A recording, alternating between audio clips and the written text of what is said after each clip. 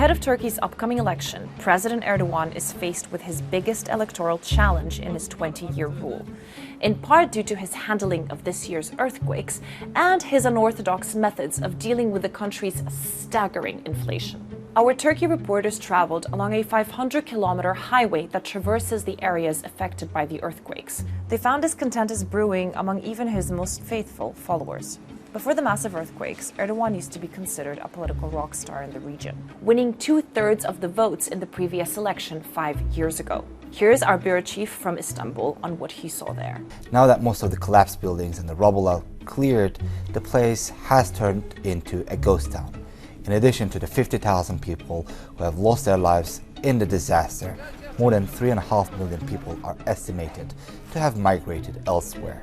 That kind of destruction will inevitably affect the popular sentiment toward the government. People are complaining that emergency relief in most cases was too late, and when it arrived, it was either too little or too disorganized.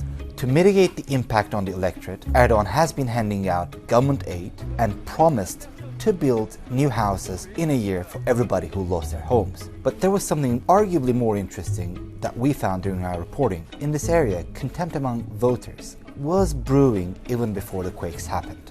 There has been a cost of living crisis that's been taking place in Turkey and that began long before the quakes happened. Inflation in large cities such as Istanbul breached past 100%.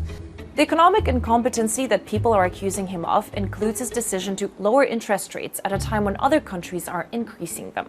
The opposition also says they plan to reverse some of the constitutional changes that he put in place in his rule, which they say enabled him to become an increasingly authoritarian leader. Onur, so who is the opposition candidate and what are their chances of winning? The opposition's candidate is Kemal Kılıçdaroğlu. He's the chairman of Turkey's Republican People's Party, and he's backed by a broad opposition coalition that includes former allies of President Erdogan, as well as a small Islamist party and a major secularist nationalist party called İYİ. And there is a chance that Kılıçdaroğlu can win. At no point in the last 2 decades has an opposition coalition come this close to beating Erdogan in a popular vote.